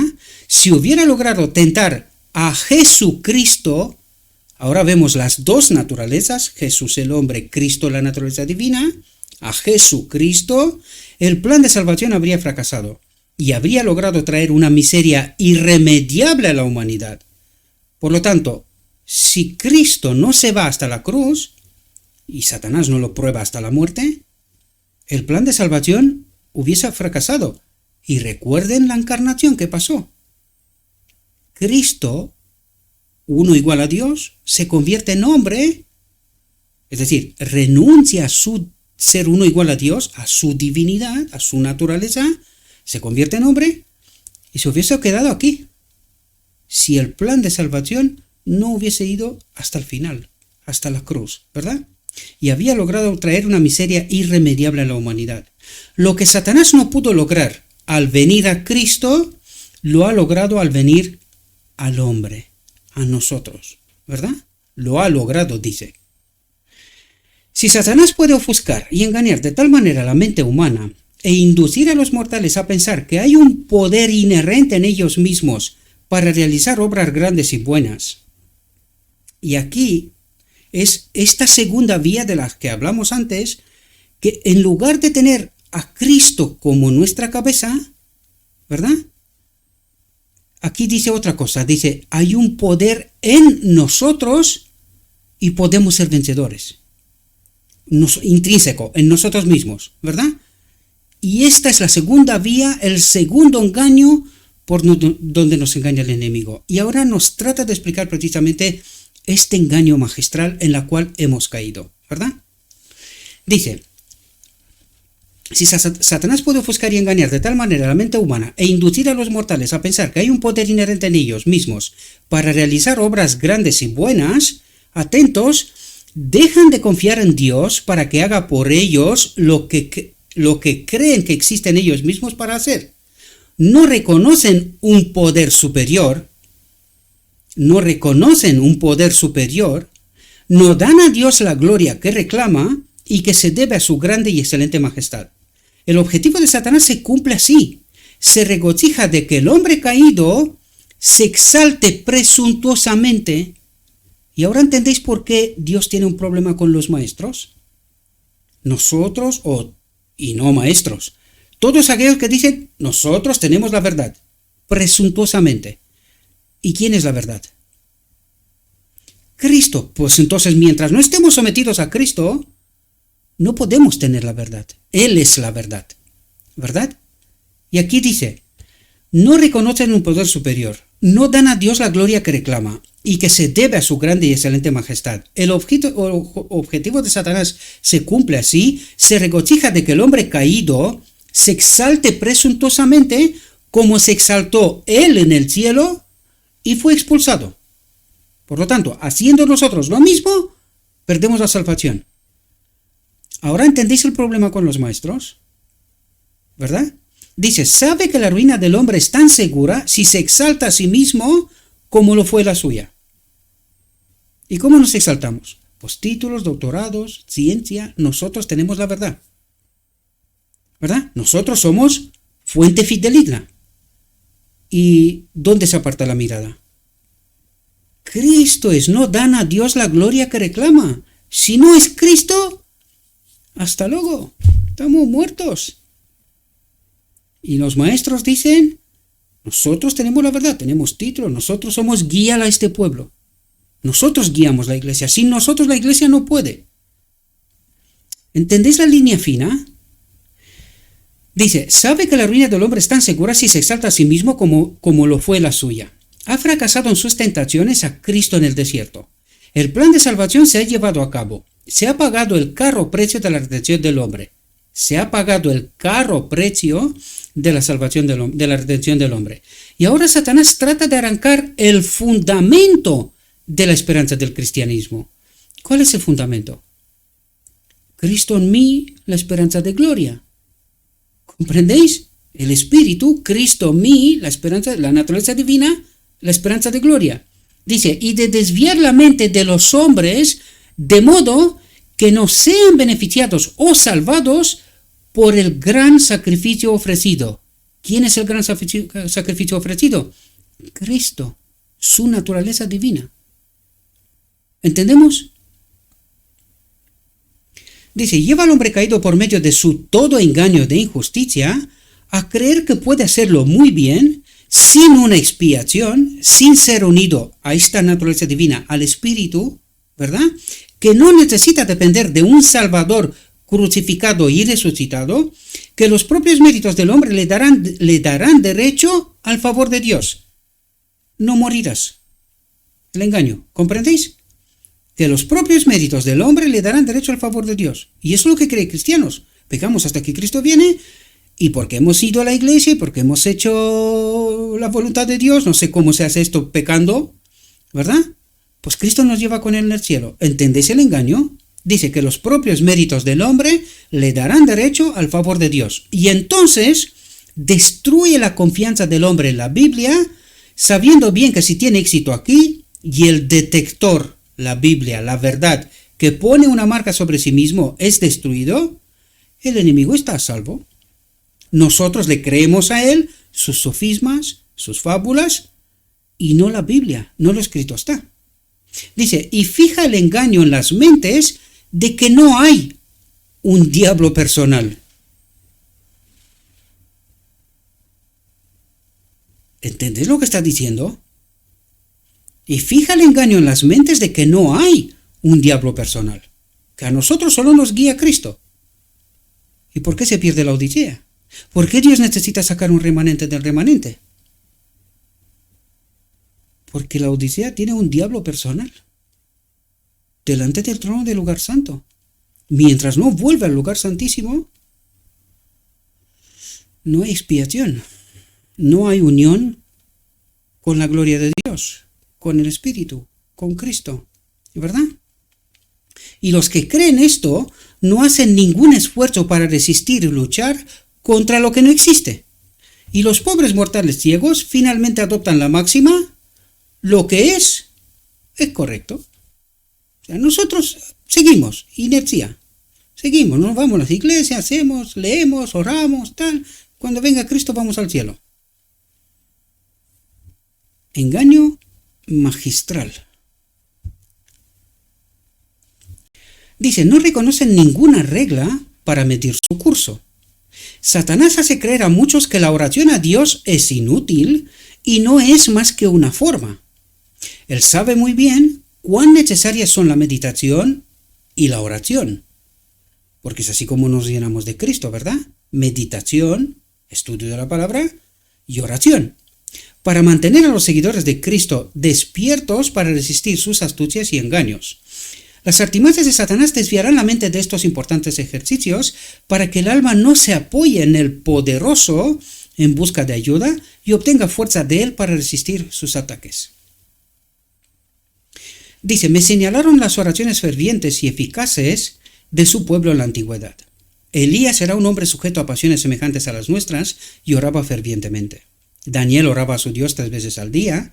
Satanás se enfurece al oír la oración ferviente, pues sabe que sufrirá una pérdida. Daniel fue preferido sobre los presidentes y príncipes, porque había en él el espíritu excelente, presidentes, reyes y príncipes, la traducción aquí, ¿verdad? Los ángeles caídos temían que su influencia debilitara su control sobre los gobernantes del reino, pues Daniel tenía un alto mando. La hueste acusadora de ángeles malignos incitó a los, otra vez presidentes, gobernantes y príncipes, a la envidia y a los celos, y observaron atentamente a Daniel para encontrar alguna ocasión contra él que les permitiera denunciarlo al rey, pero no lo consiguieron. Entonces, estos agentes de Satanás trataron de hacer de su fidelidad a Dios la causa de su destrucción. Los ángeles malignos les trazaron el plan, y estos agentes lo llevaron a cabo fácilmente. El rey ignoraba la sutil maldad que se había propuesto contra Daniel. Con el pleno conocimiento del decreto del rey, todavía se inclina ante su Dios estando sus ventanas abiertas. Considera la súplica a Dios de suficiente importancia como para sacrificar su vida antes que renunciar a ella. A causa de sus oraciones, en causa de sus oraciones a Dios, fue arrojado al foso de los leones. Los ángeles malignos lograron su propósito hasta el momento. Pero Daniel siguió orando, incluso en el foso de los leones. ¿Sufría Daniel para ser consumido? ¿Se olvidó Dios de él allí? Oh, no. Jesús, el poderoso comandante del ejército del cielo, envió a su ángel para que cerrara las bocas de aquellos leones hambrientos para que no hirieran al hombre de Dios que oraba, y todo fue paz en aquel terrible foso. El rey fue testigo de su preservación y lo sacó con honores. Satanás y sus ángeles fueron derrotados y enfurecidos. Los agentes que Satanás había empleado estaban condenados a perecer de la manera terrible en que habían tramado para destruir a Daniel. Dice, los agentes que Satanás había empleado estaban condenados a perecer de la manera terrible en que habían tramado para destruir a Daniel. Aquí vemos otra vez las serpientes de los magos, y la vara de Aarón se convierte en serpiente y destruye a sus propios agentes. ¿Entendéis? Es lo mismo, es la misma acción. Dice, la oración de la fe es la gran fuerza del cristiano, y seguramente prevalecerá contra Satanás. Por eso insinúa que no necesitamos la oración. Detesta el nombre de Jesús, nuestro abogado, y cuando acudimos a él en busca de ayuda, las huestes de Satanás se alarman. Dice, servirá bien a su propósito si descuidamos el ejercicio de la oración, pues entonces sus mentirosos prodigios son más fácilmente recibidos. Satanás logra su objetivo al presentar sus engañosas tentaciones ante el hombre, lo que no logró al tentar a Cristo. A veces se presenta bajo la forma de una joven encantadora o de una hermosa sombra, realiza curaciones y es adorado por los mortales engañados como un benefactor de nuestra raza. La frenología y el mesmerismo son muy exaltados, son buenos en su lugar, pero son aprovechados por Satanás como sus agentes más poderosos para engañar y destruir las almas. Aquí una vez más ella habla de su generación, del contexto de su generación, pero que tenemos que entender que hoy esto ha ido cambiando, siendo literalmente engaños, ¿verdad? Espiritismo moderno, como lo llaman, ¿no? Dice, el detector, la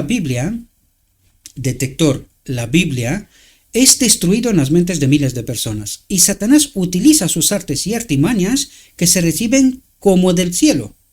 Utiliza sus artes y artimañas que se reciben como del cielo. ¿Qué ocurre con aquellos que están dentro del lugar santo? Pues creen que reciben la verdad de Dios, inspirados por Dios. ¿Quién obra? Dice, y Satanás recibe aquí la adoración que conviene a su majestad satánica. Miles de personas conversan y reciben instrucciones de este Dios, demonio, y actúan de acuerdo con sus enseñanzas. Voy un poco rápido porque aún nos queda bastante, ¿verdad? Dice, el mundo que se considera tan beneficiado por la frenología y el magnetismo animal nunca estuvo tan corrompido. Satanás se sirve, casi no puedo aguantar más aquí, llevo tantas horas, ¿verdad? Satanás se sirve de estas mismas cosas para destruir la virtud y sentar las bases del espiritismo. ¿Entendés qué es esto? Y esto es espiritismo moderno, ¿verdad? Dice, me dirigieron a esta escritura como especialmente aplicable al espiritismo moderno. Dice, guardaos de que nadie os eche a perder por medio de filosofías y vanos engaños, según la tradición de los hombres, según los rudimientos del mundo, y no según Cristo, la verdad. Dice, se me mostró que miles de personas han sido despojadas mediante la filosofía de la frenología y el magnetismo animal y han sido llevadas a la infidelidad. Si la mente comienza a correr por este canal, es casi seguro que perderá su equilibrio y será controlada por un demonio. Lo que vimos también en la reflexión anterior, lo que pasa es que nos cuesta mucho creer que a nosotros nos puede pasar esto, pero es justamente lo que nos trata de decir. Dice, el vano engaño llena las mentes de los pobres mortales. Creen que hay tal poder en ellos mismos para realizar grandes obras que no se dan cuenta de la necesidad de un poder superior, de Cristo. Y este es el engaño magistral, y es así como estamos engañados. Y cuando estamos engañados, ¿de dónde viene? ¿Cuál es la fuente? Es un espíritu, es espiritismo, ¿verdad? Es de un otro espíritu. Espiritismo moderno, ¿verdad? Por eso nos costó tanto entender la reflexión anterior. Pero de esto se trata en realidad. Perdón.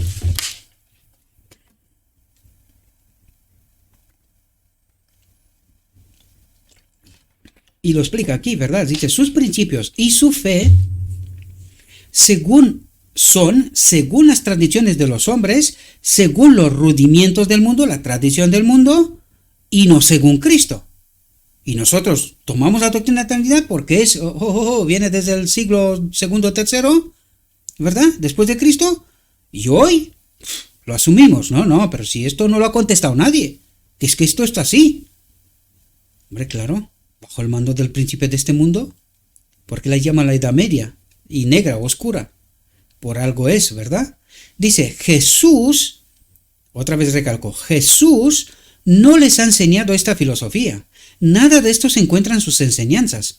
Él no dirigió las mentes de los pobres mortales hacia sí mismos a un poder que poseían, que tenían, sino todo lo contrario, que les faltaba el poder en realidad, ¿verdad?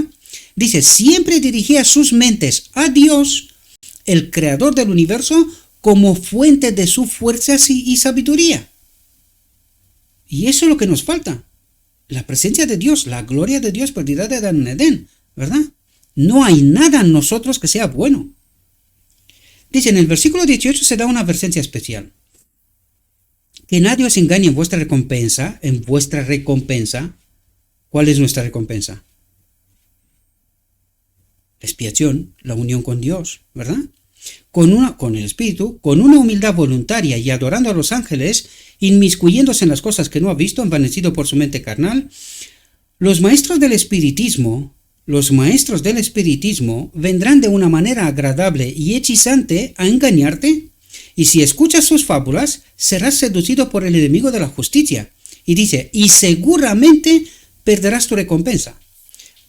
Cuando una vez la influencia fascinante del archiengañador se apodera de ti, estás envenenado. Por eso cuesta tanto a la gente explicarle, oye, que la doctrina de la Trinidad es falsa. Y a otros que a media boca dicen que no, pero luego se retractan enseguida. Dios sabe por qué. Podríamos contar aquí, pero no hace falta, ¿verdad? Es una desgracia, ¿verdad?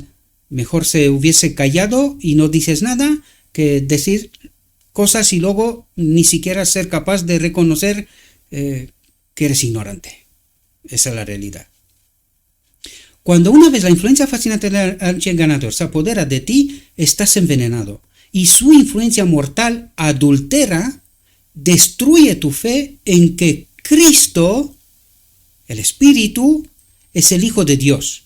Y dejas de confiar en los méritos de su sangre.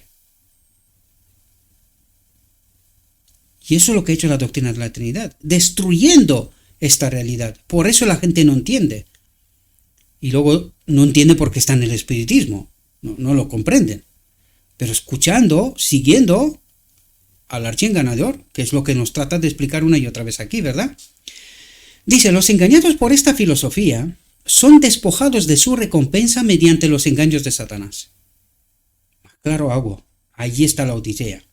Dice, confían en sus propios méritos, ejercen una humildad voluntaria, están dispuestos incluso a hacer sacrificios y se rebajan y ceden sus mentes a la creencia de un supremo sinsentido, recibiendo las ideas más absurdas a través de aquellos que creen que son sus amigos muertos. Satanás ha cegado de tal manera sus ojos y ha pervertido su juicio que no perciben el mal. Siguen las instrucciones que pretenden ser de sus amigos muertos, ahora ángeles en una esfera superior. Satanás ha elegido el engaño más seguro y fascinante, calculado para apoderarse de las simpatías de quienes han depositado a sus seres queridos en la tumba.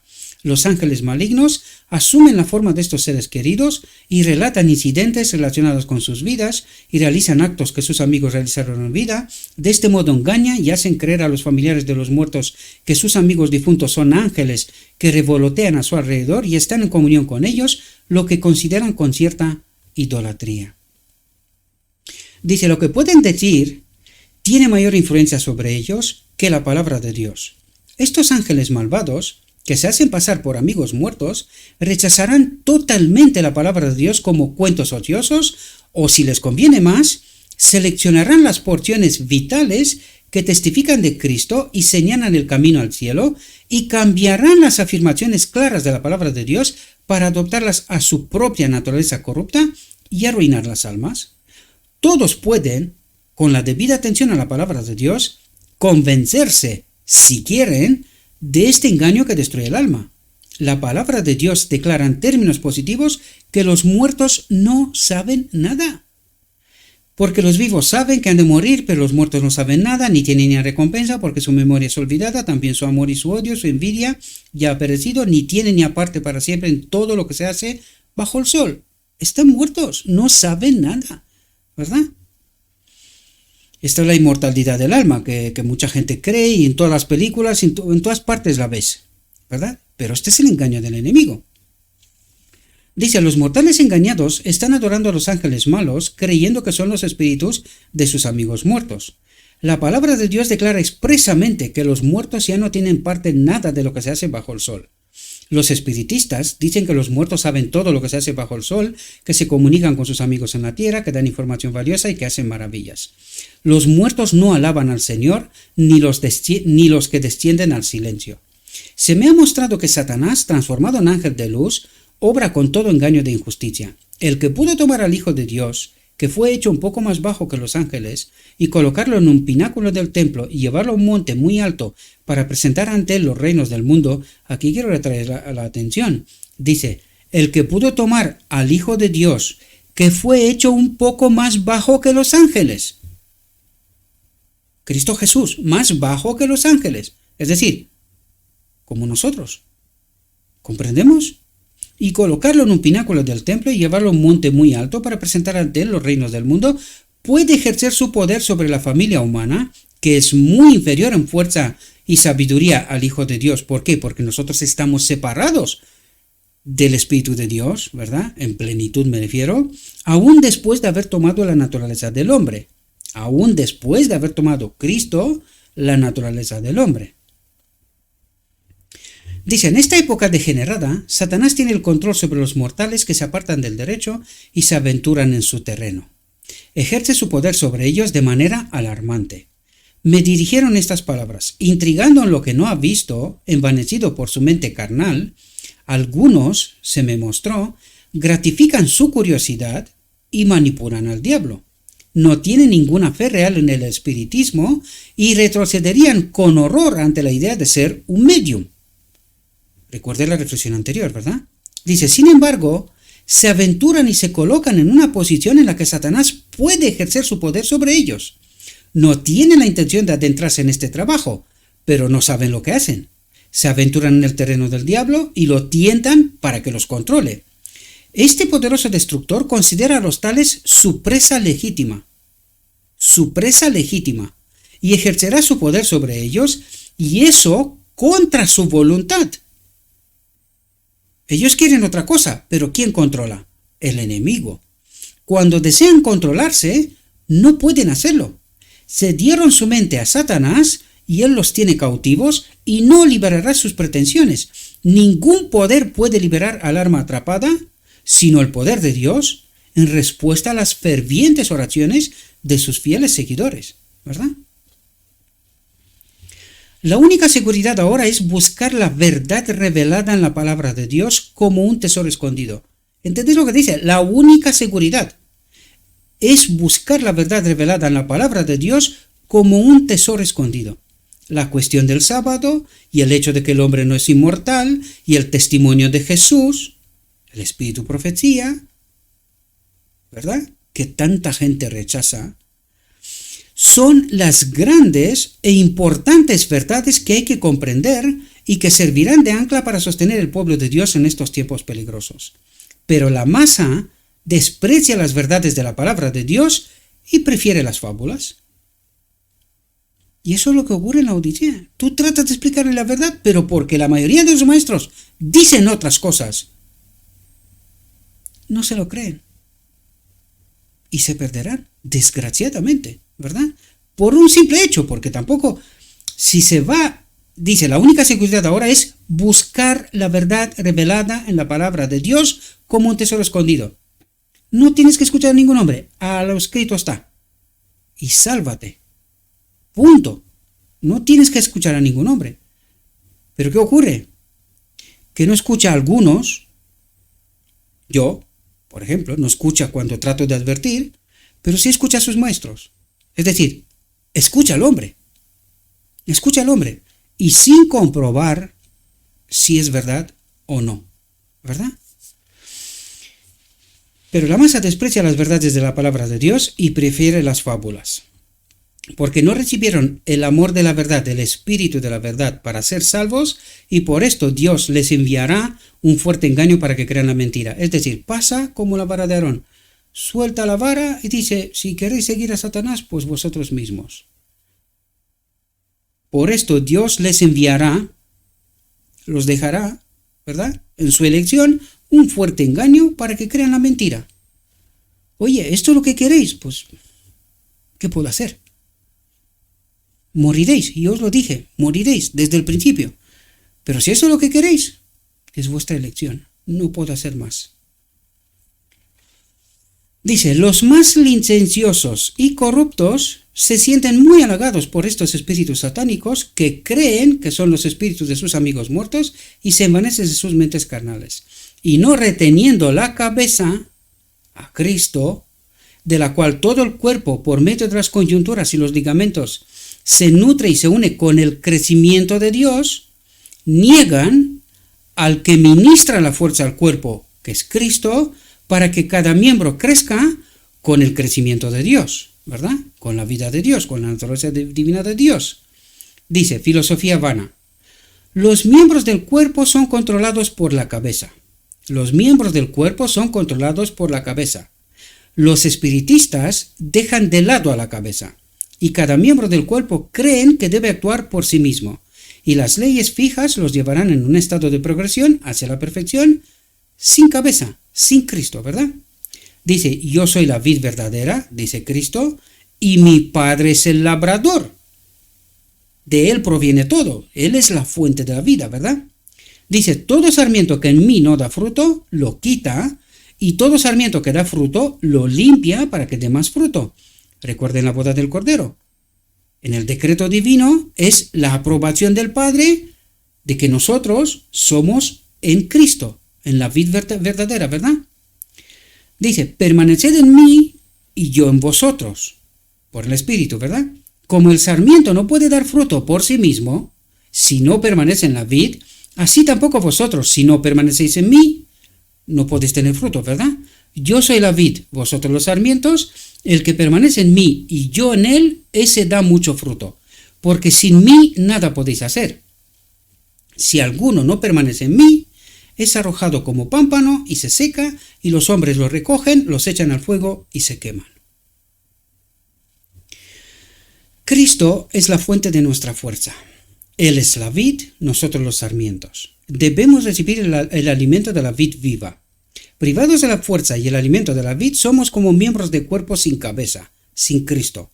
Y estamos en la misma posición en que Satanás desea que estemos, para poder controlar estos miembros como le plazca. Él obra con todo engaño de iniquidad en los que se pierden, porque no recibieron el amor de la verdad para ser salvos, y por eso Dios les enviará fuertes engaños para que crean la mentira. El espiritismo es una mentira. Está fundado en la gran mentira original, no morirás ciertamente.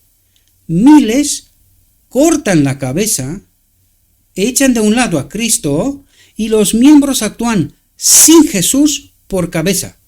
Y el resultado es que otro guía el cuerpo. Satanás los controla. Una vez más repito, en la iglesia, pues ya lo veis. Ya lo veis.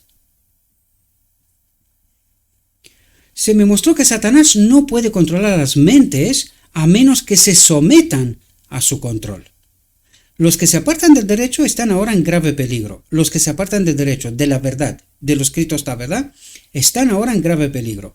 Se separan de Dios y de la vigilancia de los ángeles de Dios, y Satanás, siempre al acecho para destruir las almas, comienza a presentarles sus engaños y están en el mayor peligro. Y si ven y tratan de resistir a los poderes de las tinieblas y de liberarse de la trampa de Satanás, dice, no es cosa fácil.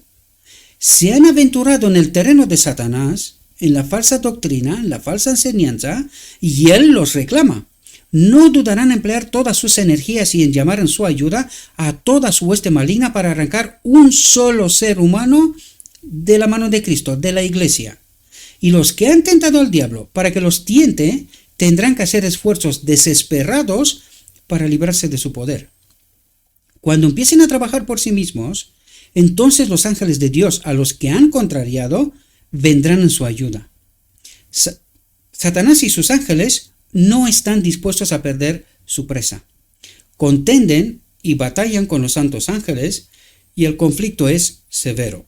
Y si los que han errado continúan suplicando y en profunda humildad confiesan sus males, los ángeles que sobresalen en fuerza prevalecerán y los arrancarán del poder de los ángeles malos. Cuando se levantó el telón y se me mostró la corrupción de esta época, mi corazón se enfermó, dice. Mi espíritu casi se desmayó dentro de mí, dice la sierva. Cuando se le enseñó, hoy casi se muere. ¿Os dais cuenta? Dice, vi que los habitantes de la tierra estaban llenando la medida de la copa de su iniquidad. La ira de Dios está encendida y no se apaciguará más hasta que los pecadores sean destruidos de la tierra. Satanás es el enemigo personal de Cristo. Es el iniciador y líder de toda especie de rebelión en el cielo y en la tierra. Su furia aumenta y no nos damos cuenta de su poder. Si nuestros ojos pudieran abrirse para discernir a los ángeles caídos en su trabajo con los que se sienten a gusto y se consideran seguros, no deberíamos sentirnos tan seguros. Los ángeles malignos están sobre nuestra pista a cada momento. Pregúntese por qué. ¿Qué persiguen? ¿Verdad? Dice, esperamos que los hombres malos estén dispuestos a actuar como Satanás sugiere.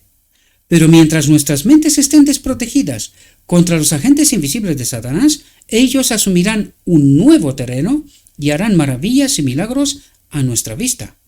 ¿Estamos preparados para resistirlos con la palabra de Dios, la única arma que podemos usar con éxito? ¿Estamos preparados? ¿O creemos lo que nos dicen otros? Dice, algunos tendrán la tentación de recibir estos prodigios como si vinieran de Dios. Los enfermos serán curados ante nosotros, se realizarán milagros a nuestra vista. ¿Estamos preparados para la prueba en que las mentirosas maravillas de Satanás se exhibirán más plenamente? ¿No serán muchas las almas atrapadas y tomadas? Las formas de error y el alejamiento de los preceptos y mandamientos claros de Dios y el prestar atención a las fábulas son mentes apropiadas para estas maravillas mentirosas de Satanás. Si no estamos anclados en la verdad, seremos engañados, queridos. Todos debemos procurar ahora armarnos para la contienda en la que pronto habremos de participar. La fe en la palabra de Dios, estudiada en oración y aplicada en la práctica, será nuestro escudo contra el poder de Satanás y nos hará salir vencedores por la sangre de Cristo. Y aquí se termina nuestra reflexión. Por fin, dijo mi guía, todavía hay mucha luz que debe brillar de la ley de Dios y del Evangelio de la justicia. Este mensaje, entendido en su verdadero carácter y proclamado en el Espíritu, crecerá hasta alcanzar una importancia tan grande como apenas soñéis, y iluminará la tierra con su gloria. Espero, mis queridos hermanos, que podamos entender cómo de importante es estar anclados en la verdad y en Cristo, en el Espíritu me refiero, ¿verdad? Porque de otro modo estaremos engañados, queridos. Esta seguridad que nosotros creemos tener es falsa, queridos. Es falsa. Tenemos que estar anclados en lo escrito está, guiados por el Espíritu. Sin Cristo, a ninguna parte. A ninguna parte.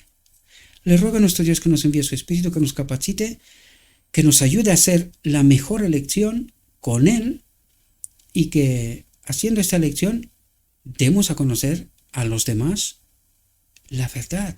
Lo escrito está, ¿verdad? Os deseo, mis queridos hermanos, que tengáis un próspero día y en todo lo que os he dicho, os lo he dicho en nombre de Cristo Jesús.